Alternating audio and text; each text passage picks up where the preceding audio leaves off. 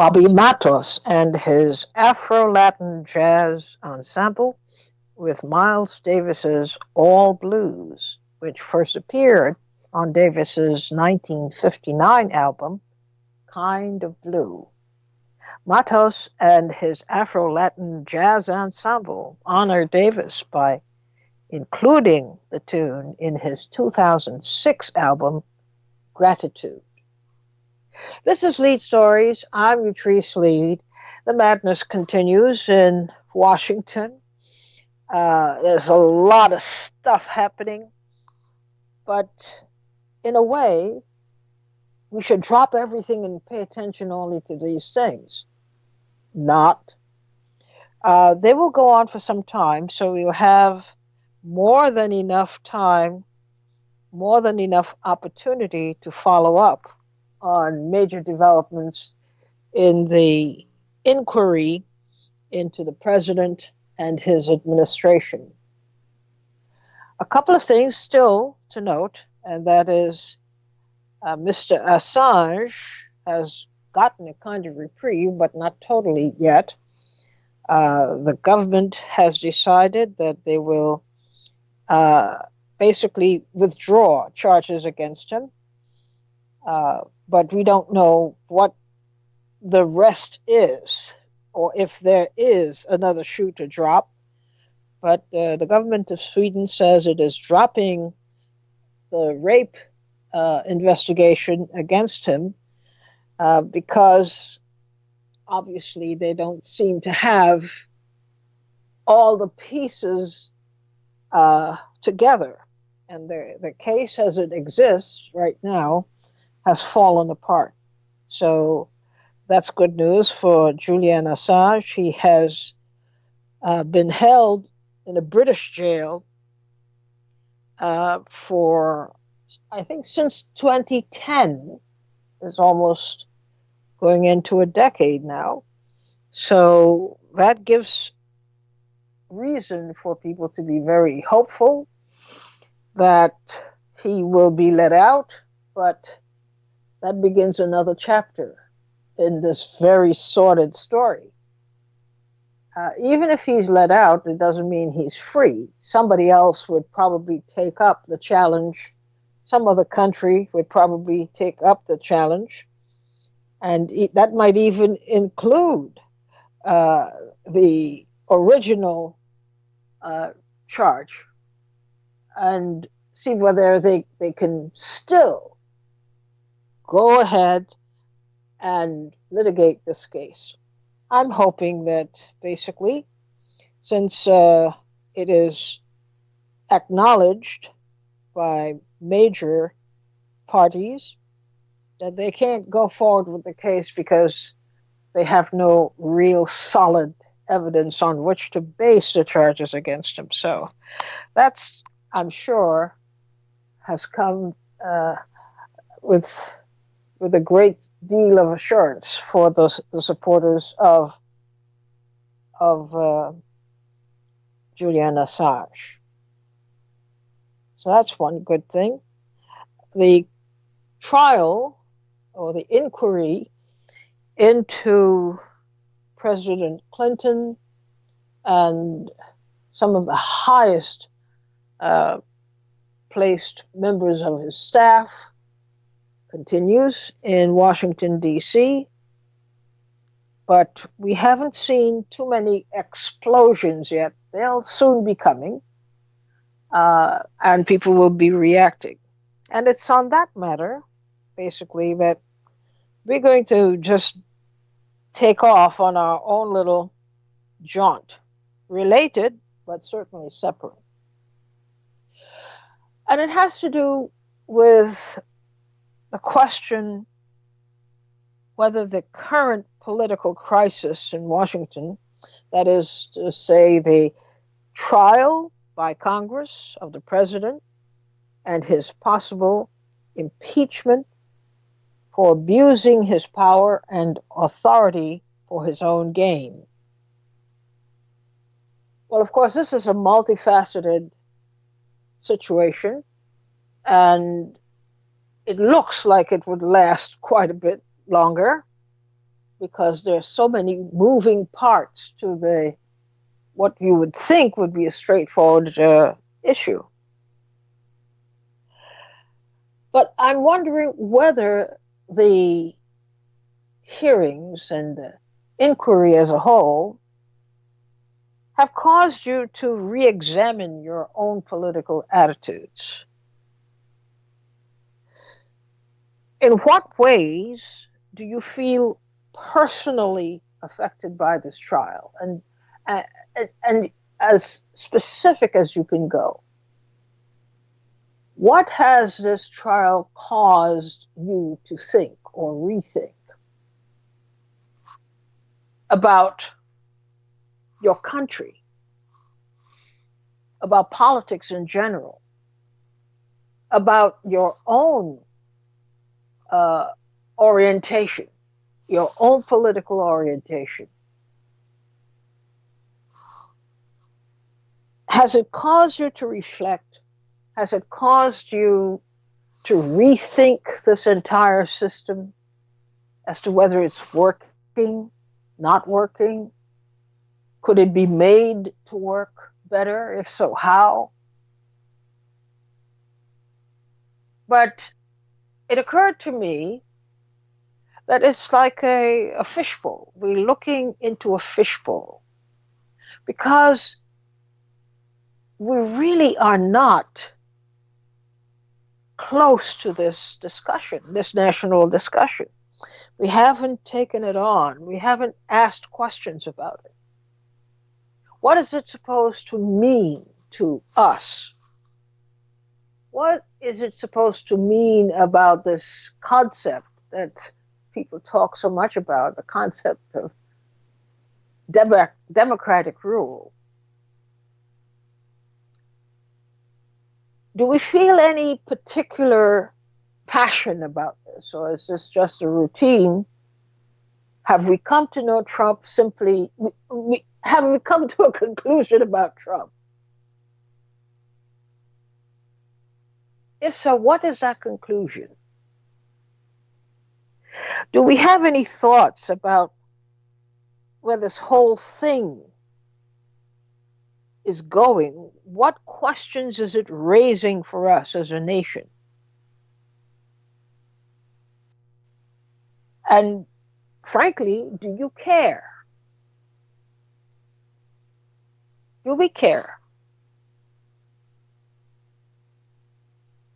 I know, I have no problem admitting it, this whole thing has me very angry.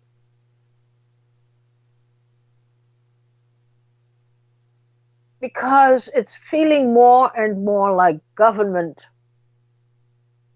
not by and for the people, but government against the people. Government orchestrated to subjugate the people, to make us feel like we are less partners in this thing called democracy and more targets and victims of it. And we feel clearly in the most recent weeks that this is not the arrangement we signed up for. They're doing their thing in Washington. We're not necessarily invited into the process, although they are broadcasting it live to the extent that they can. But I get the feeling now, more than in all these years gone by, I get the feeling that there is a line of demarcation in this thing we call democracy. And we are not allowed to cross the line. We're not even allowed to come close to it, because that is seen as a threat. We instantly become the enemy. And yet we see what crooks are running the country. No sense of, what should I say? No sense of patriotism, even.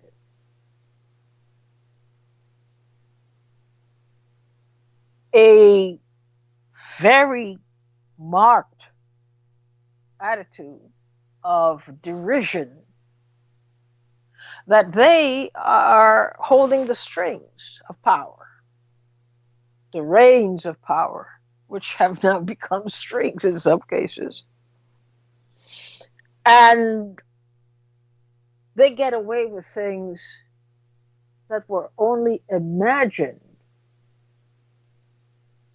in centuries, but they are operating like organized crime, except with these Republicans, it's more like disorganized crime. So I thought we should talk about this because I think many more people than just myself are feeling a great deal of anger and disappointment and disgust that this is what is leading this country. This is the best we can produce. This is the highest order. The answer is yes. Unfortunately, this is what it is. So we're going to talk about that today. How does the moment, the historical moment, strike you? What do you feel? How are you handling it? Where do you think all of this would lead? At 888-874-4888. We have Chris from Harlem. Chris, what are you thinking? Good day, Yatrice and Peace Family. Thank you, and good day to you. Thank you. Well, I'm going to try and be as straightforward as possible. I believe that the system is working exactly how it's supposed to work. I believe that the disorder and conflicting values, which change 2 and 3 times per generation now, it allows the politicians to run the show, make as much bank as possible, which allows industry and multinationals to make as many moves as they want to, which makes international banks more and more and more and more quantitative easing and more money for them. So I think it works perfectly for them. So I also think that the hearings, whatever, the show on television right now, I actually am happy about it because it makes it clear for the record, for all to see, that there is no allegiance to the concept of the United States of America or the people of the United States of America. When you have people who can rationalize the most ridiculous and embarrassing points of view, not for the good of the people, but simply to hold the line, whatever the line is, there's no patriotism, there's no united sense of a culture, American culture. It is, I should say, first and foremost, I'm not in this fight. African American, up south, okay? This is not new to us, but it's on the record for those who call themselves other to see how they behave. It's traitorous. It's always been traitorous. It's disgusting. That's really my point. Thank you. All right, but hold on for a second. I'm not going nowhere. Okay, that's good to know. Thank you. But how are you feeling about these things? Because it's in your face. Uh, 45 years old, so-called X generation. Beginning of the 90s, I truly believe that my particular generation were beyond all of this stuff. Still racism and all of that stuff. Still prejudice, got you. All right. But this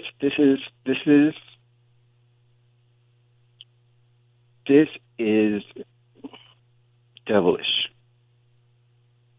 because it does no people any good. It benefits none of the people. So how do I feel? I'm so disappointed in my generation. Actually, because we're falling for the okie doke. Yet at the same time, I must say, as I wanted to call in last week to speak on this, the primary reason why people aren't saying anything is because we're all held hostage. People's 401ks are invested in the stock market. So managers and aspiring executives have stock incentives tied to corporations, which shuts them up in terms of having any critical or oppositional opinion on anything. It's keep quiet. Stock market is rising.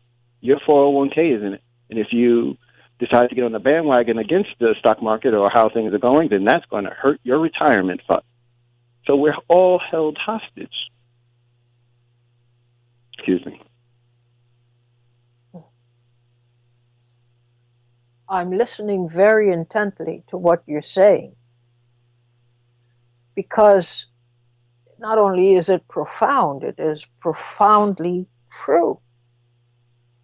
I cannot find any disagreement with what you have said so far, and that is itself a bit worrisome because we in back in the day, maybe about 10 years ago, even up that close, Mm-hmm. we could find things to disagree on. But more and more, the conditions of life that the life that we're living now are making us see, those of us who care to just take the time, how close we are, how the gap has closed up, and it is now more an us and them situation. Mm-hmm. Mm-hmm. How are you dealing with it?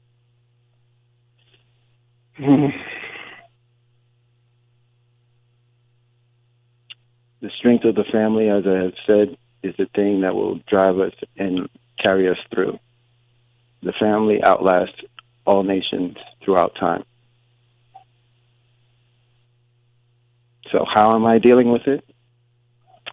I am trying to laugh a little bit more, uh, much more reading, listening to others, um, calming myself in fits of rage which are unhelpful to anyone, and working on trying to redirect that in the verbal back and forth with actually saying something that's useful. Because my anger, my rage has to do with caring about a better way. It's not about making that other person feel bad. So that's really how I personally am trying to work on it. And I'm also dad, so I have to work on it. So, as I said, family outlasts any nation throughout time. But we have to remember we're family. Thank you so much, Chris. I couldn't think of a better person to start off our program today. I Thank you so appreciate much. you. E from Edgewater, you're on the air. Good afternoon, Yatrice. Hello. How are you doing? I'm doing well. I hope you and the PRN family are doing well also. Thank you for that. That's a good thought. Yeah, so the last caller is on the right track. This this TV show we're watching, the Trump show, is just a distraction to keep us busy because we've been conditioned to, for hundreds of years that politics and the government is the important thing. It's now taken like a much lower level. You asked the caller Friday who they is. Who's they? They is the 1% that are getting bigger and bigger as I'm speaking. More and more people are becoming billionaires, millionaires. They're getting bigger. We're getting smaller. If you listen to Gary Null, he talks about the water's not in this state. There's no water in this state. Australia's out of water. India's out of water. If there's no water, no food can be grown. What's all these people going to do? Are they going to wait till they're all starving and running out in the streets, killing each other? I mean, things have to be. They feel that the population has to come Can you down. come a little closer to home and tell us what is happening nationally? What is going on? What is it that is happening in our lives now? And how are you coping with it? How do you think it would turn out that people as a whole, what are they likely to do in this moment in the country where it's in crisis? And in crisis, people tend to do some really, risque things that would cost them in the end. What are you feeling about this moment in our collective history? Yeah, it's a very it's a sobering moment. There's when you know something's happened, or you think you know what's in store for us down the line. It could be 10 years from now, 20 years from now. But I mean, it's happening now in small places. People are being eliminated. I mean, what I want to get through to people is that don't get tricked into thinking that Mother Nature's striking back at us. That storm that sat over the Bahamas for 30 hours, 180 mile an hour, that's not a normal hurricane. No hurricane has ever behaved in that way. I've been around 65 years. I've never seen a hurricane behave. So whether I'm wrong or right, are they making these storms stronger by artificially doing something, these chemtrails? I want people to understand that they don't want blood in their hands. If they can take out a whole town, a whole city with a hurricane, tornado, earthquake, the earthquake in Haiti probably was a construct. But, if they take people out that I want way, you to get close to the subject. You're kind of a little bit off. I want you to address the moment that we're in. What is this moment that we're in as a nation?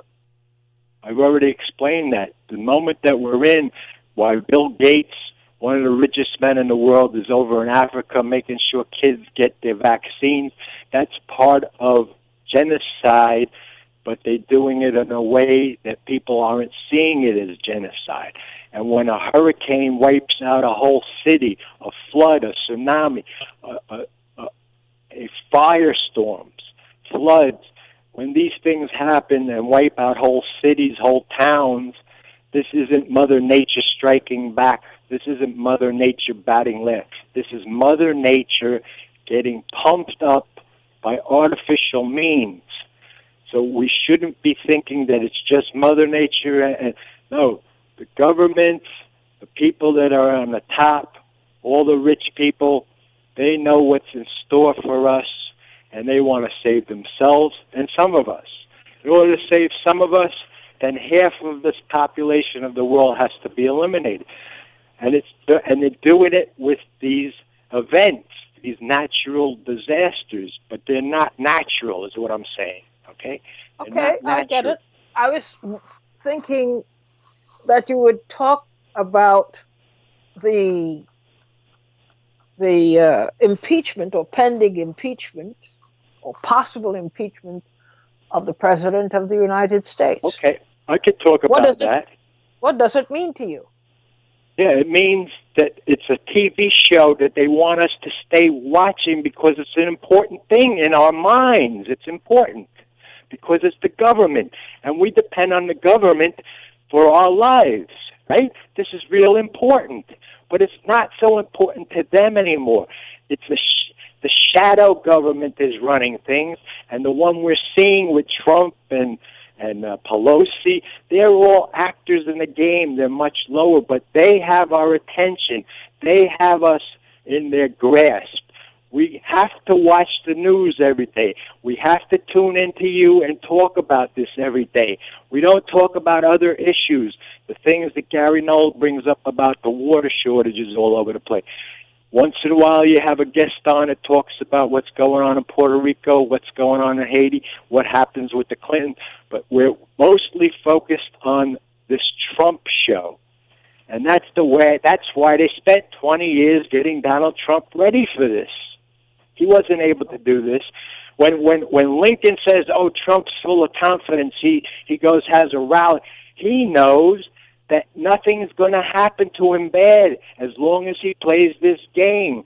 When you know ahead of time that everything's going to be fine for you, you can be confident. You can be brimming with all kinds of pompousness. That's exactly what he's doing. Most people that would be in his position for the last 3 years are always being investigated. They'd be nervous. Remember Nixon? He was sweating, every pore of his body was sweat. How come Trump's so confident? How come he's so able to deal with this? He just has a rally. He go out and play golf, do this and do that. It's a show that we're hypnotized by, and we have to watch it. And that's how they're stealing our minds.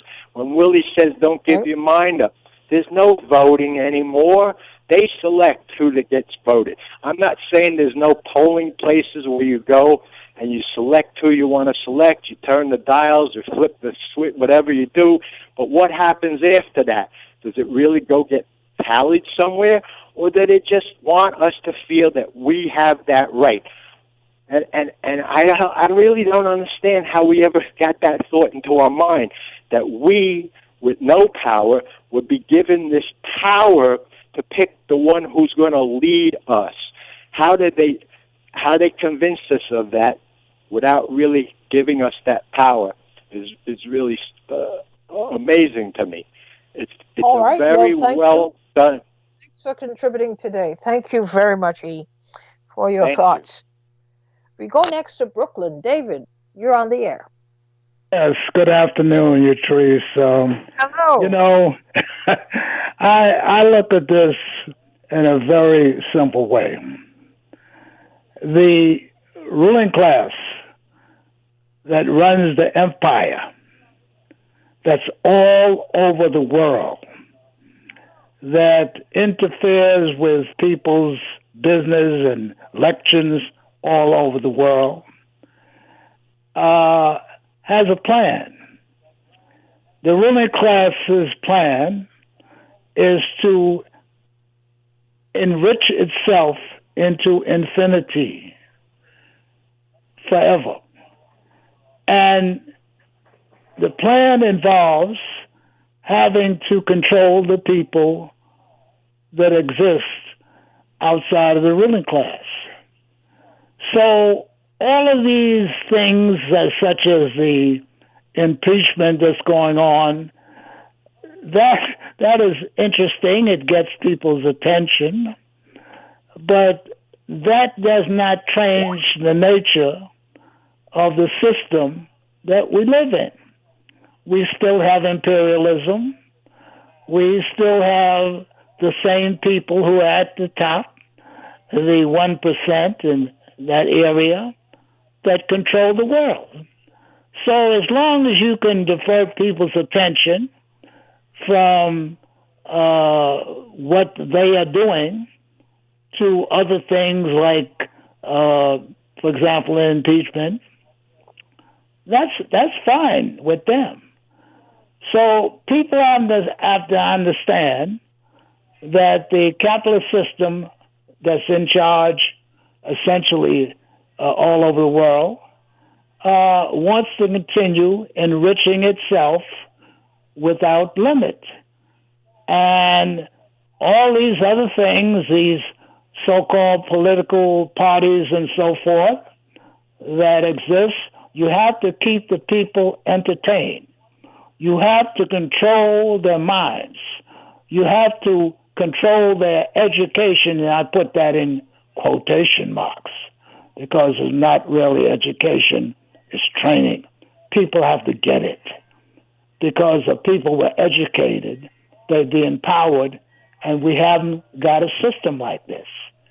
Now, in terms of thinking that you can peacefully change this by getting those people who rule to just voluntarily do the right thing and operate in the interests of the people that live in the United States and the world, that is ludicrous.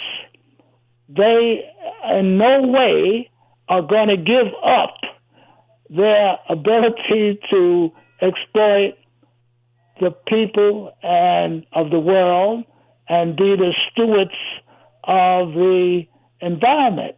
They're not going to do it because their goal is one thing, and that is profit for itself.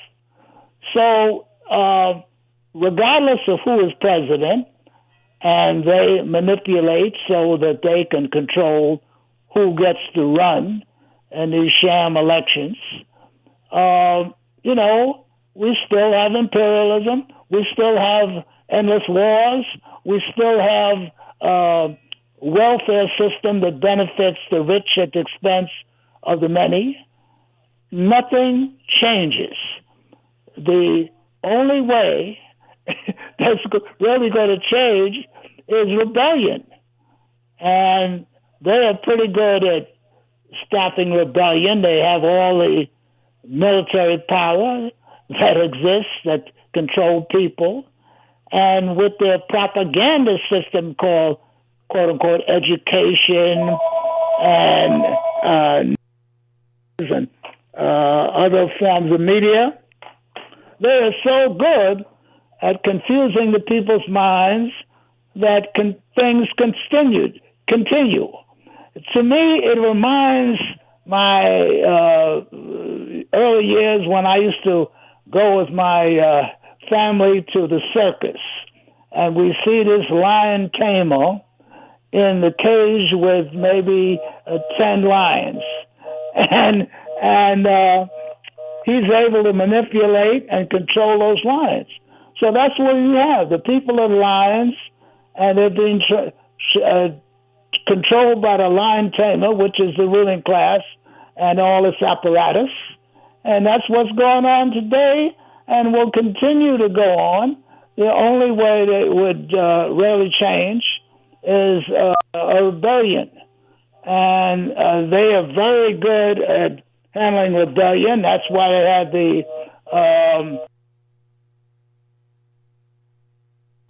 New Deal with Roosevelt. And they always put in their people. From then on, it's always someone that represents their interests, whether it's Obama or Bush 41, Bush 43, or they had in Roosevelt, they had in Truman, and whatever it is, those people are in, you think they're representing you, but they represent those who rule at the very top. Well, let's take the point where we are. Your points are well taken. What do you see uh, with regard to the future of this quote democracy? Well, as I see it, first of all, we know it's not a democracy. It's in no way it doesn't represent the will of the people. Um, I would say that it's going to get a lot worse because the future is the ruling class sees how effective it is by its policies that are in effect now. We're getting more and more billionaires, more and more multimillionaires, more and more, single-digit millionaires, and people are getting poorer and poorer, and it's working for them. So, as I see it, as long as the people are well controlled or propagandized, some of us call it, they're going to continue until most of the people are in something like a Bangladesh, you see. They're going to drive people down into Bangladesh, USA. That's what they have in mind, because as you drive people down into a Bangladesh, USA, you enrich those at the top even more. So they're going to go down as far as they can go, and if there's any kind of sign of a rebellion, they're going to throw out the bones. And that's what they did during the Great Depression. They threw out the bones. And as you know, they have tried to take most of those bones back. So they have a good technique.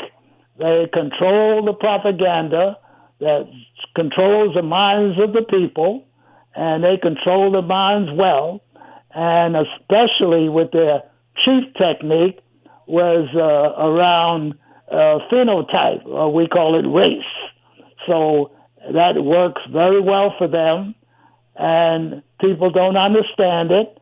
They're not educated to understand what's going on, and they can be easily controlled by continuing the system that controls the minds of the people. So as long as people do not study, they don't study on their own. For example, how are you going to learn history going to the regular public school with those lousy textbooks, lying textbooks and whatnot? People have to start studying on their own and learning how a system works, doing independent research. As a matter of fact, it might be better for a lot of people not to go to the regular schools. Homeschooling, research on one's own would be important, because you certainly can't learn American history by going to a public school. They give you, some kind of treatment. It's a propaganda treatment, and that goes for a lot of things. So the point is, it's going to be very tough. People are going to have to suffer a lot more because it's coming. The system that they have in effect is working well for them, and they're going to continue until a rebellion comes, and that's when you start throwing bones out, and that is I believe, the technique they're going to use to control the people. The only thing that could change it, if they don't throw out enough bones and a rebellion gets out of hand. And that's the only chance the people have of changing things, because someone is winning like this, they're not going to voluntarily give up anything if they don't have to. Well, thank you. Thank you, David. As always, very thought-provoking. Thanks a lot. We'll take a break now, and we'll come back in a short minute or two and continue the conversation. Remember, the number is 888-874-4888.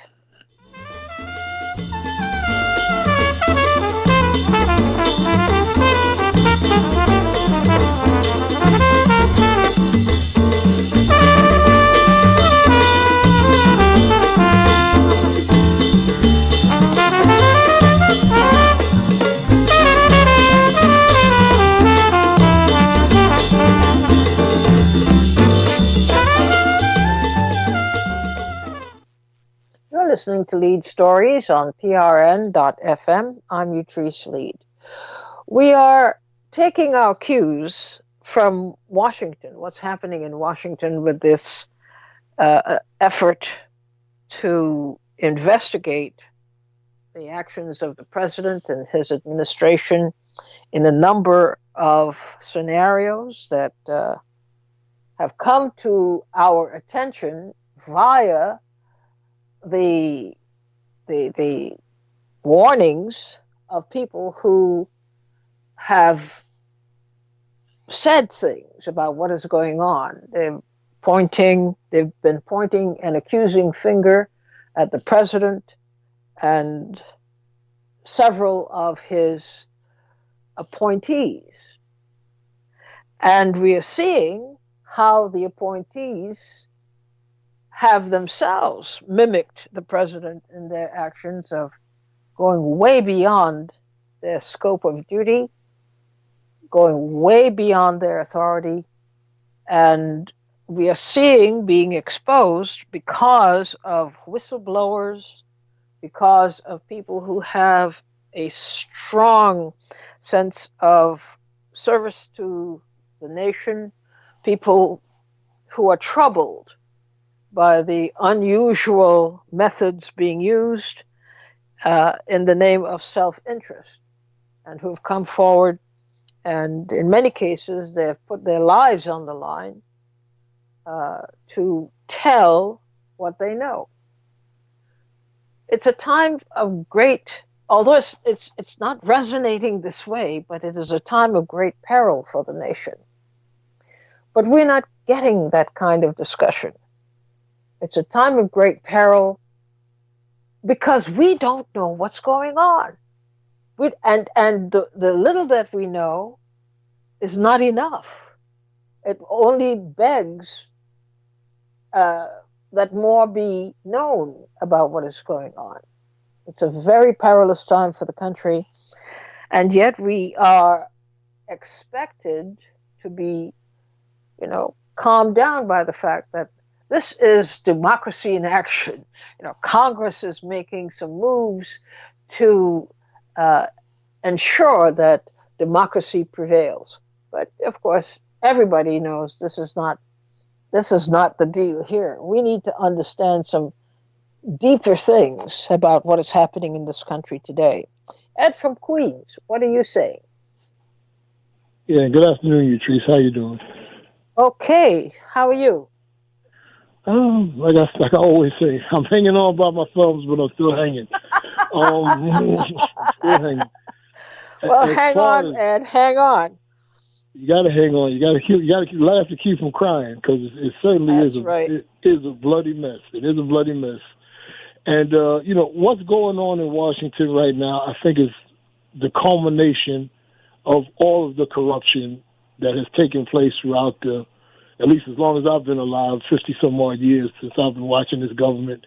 It's been a progression, a lack of morals, a lack of decency, a lack of respect for humanity, and it's all boiling down to this. You have people who are corrupt pointing at another person who is ultimately corrupt and trying to dance around their own corruption to give some type of semblance of democracy, which this country has never been. But I disagree with David and the other callers as far as what people need to do and what people should do. I mean, to be totally honest with you, when you're trying to make it from day to day, you don't have time to do the diligent research that can bring you the enlightenment that you would need. But there's a gut feeling. You know when something's wrong. From the time I was a child, I always knew right from wrong. What I chose to do was my free will. But you know right from wrong. And that's the case. You feel this thing is wrong. You feel that this government is wrong. And it's time that the American people put some skin in the game and made a sacrifice. I mean, you look at China, you look at what's happening in South America. Not to say that there's got to be bloodshed, but there's got to be the force of will of the people. And it's happened in this country before. It has happened in this country before during the 1960s. It's happened in this country during the Great Depression.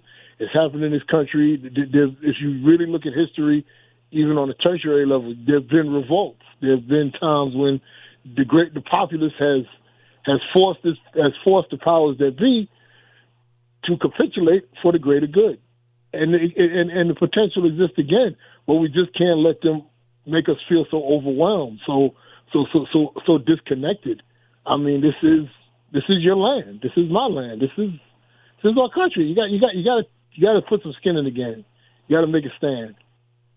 And all the time it's not going to be violent, because I don't believe that someone with a shotgun can fight a tank. So, but if, like Martin Luther King said, the moral arc of the universe bends towards righteousness. And if we are persistent, I believe we can break their will and stop the powers that be from the control that they have over us. But you can't do it if you just look at them as they're some type of mythological giant monster. They're just men. They're just greedy men and women who want power, and we have the power. And once we believe that, then we'll be on the move. So what are you getting personally out of the moment? Well, I mean, it just goes to show you how corrupt the system is. It just goes to show you that I honestly believe there's no fixing this. I don't believe any election. I don't believe any type of quote unquote democratic process will work, because this isn't a democracy. It never has been. At best, it's been a republic for a few people, and at its worst, it's an oligarchy, which it is now. I think the whole system needs to be trashed, and I think we've got to be brave enough to look beyond it and trash it. Personally, how do you think it is possible to be done? That process. Well, it's going to take education. I mean, if you look at parallels in history, you see different times where, like in the 1960s, the revolutionary time then, because the climate was right, the population was young enough, and people wanted change. During the 1930s, the Great Depression, when mothers and children were dying in the streets and kids were dying in coal mines up in Appalachia. I mean, it takes a lot of pain to motivate people, unfortunately, in this world. And I don't think we've had enough of that pain yet. That's where I agree with David. It takes a lot of pain to motivate people. But once the pain has reached that apex point and you get a consensus of the population to resist, the powers that be won't have any choice, because there's not enough of them. There aren't that many rich people. Yeah, true, they have a lot of the wealth and the capital, but there aren't that many of them. And if we can look past our petty differences, the concept of race, the concept of religious separation, all of those little idiosyncrasies that they put into our minds to separate us, and realize that everybody is connected. I mean, even in physics, you can see it. Everything's connected. Everything is called quantum entanglement. Everything affects another thing on the microcosm level and the macrocosm level. And I believe that's real. We're all connected. If I rise, you rise. But you got to believe that. What, in your view, has happened? And I'm going to ask you to talk about it from the people side of it. We already kind of have a handle on the governing side of it. On the people side of it, what do you think has happened in these past couple of years? I think that the people lost control. I think that the people bought into the illusion that wealth is equated with intelligence, or that wealth is equated with some type of social character or some type of quality. And wealth is not. Wealth is what it is. It's accumulation of things, accumulation of capital, accumulation of the idea of money, but it doesn't give you a character. It doesn't give you a soul. And I think that people have equated money, wealth, power with that, and think that these are the betters of us, and they're not. I mean, they're just people who have, through birth or circumstance, have been put in a situation where they can acquire some capital. But it doesn't make them intelligent. It doesn't make them altruistic. It doesn't even qualify them for government. I mean, we've had political novices come up and get elected for offices that they have no business even. Donald Trump has no business being a dog catcher. Michael Bloomberg has no business being a PTA president, let alone president of the United States. They shouldn't even consider it, And this society equates that wealth like, oh, this person can make X amount of dollars in X amount of time, or promote this, or take advantage of this to make a profit, and that's something to be looked up to, and it's not. I mean, it just happenstance and circumstance puts you in the right position. But that doesn't make you a genius. That just makes you be in the right place at the right time. You were born on third base and you think you hit a home run.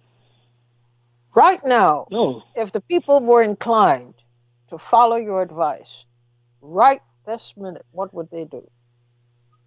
Stop everything. Strike. Everybody just stop working. That's just the first time. Listen, we're not doing anything. We're not going to work. We're not going to school. We're not doing for 1 day, 1 week. Stop. Everything just stops, and then we'll see who's in control. Everybody could agree. Just stop. The whole country shut down. Boom. Years ago, when Reagan did that to Patco, my father was a union rep for Pan American, and when he saw what Reagan did, he said, "Oh, get ready, because we're going to be up against it for a little while because nobody's going to work tomorrow." And he was shocked when this nation didn't go on strike. He was absolutely shocked because he said, "Prepare yourself, because we're not going to have a lot, because we're going to have to live on scraps, because there's going to be a strike, a nationwide strike." And that's what needs to happen. You need to let what David called the powers that be, or the ones in charge know you ain't got the power. We are the engines of capital. We produce. We make the goods. We provide the services. And if we decide to take that from you, screw you. You got no power. That's where your bullets are. That's where if nobody goes to the factory, nobody produces nothing. Then where's your wealth going to come from? Where's your power going to be? Money can't just be based on nothing. Thanks, Ed from Queens. Quite a lecture today. Thank you. Well, this is the kind of conversation we need to have.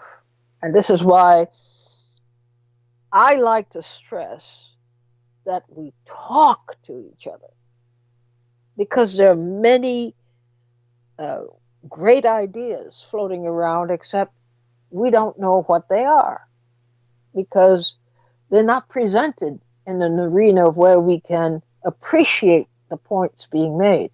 And we have to encourage communication with each other more, so that we can get to a place where we're comfortable with having ideas that may not be popular, but they are right. They're good. They're sound ideas. This situation going on in Washington, D.C., the fact that the country goes on day by day and it doesn't seem to be a major problem tells us that something else is doing a good job by not letting us in on the real truth of it. It is not so much about what Trump did and what this one did and what that one said. It is the fact that if things were working normally, if things were reasonably in order, we all would have an entirely different disposition right now. We would be very concerned. We would be very keen about trying to get to answers, workable answers. We'd be very keen on getting out of office those people who are causing a lot of misery in people's lives. But we are not there. We're not there yet. They busy covering the quote news unquote. The real news is that precisely at a moment where this whole country ought to be up in arms about moving expeditiously, the need of those who are governing to move expeditiously toward a solution.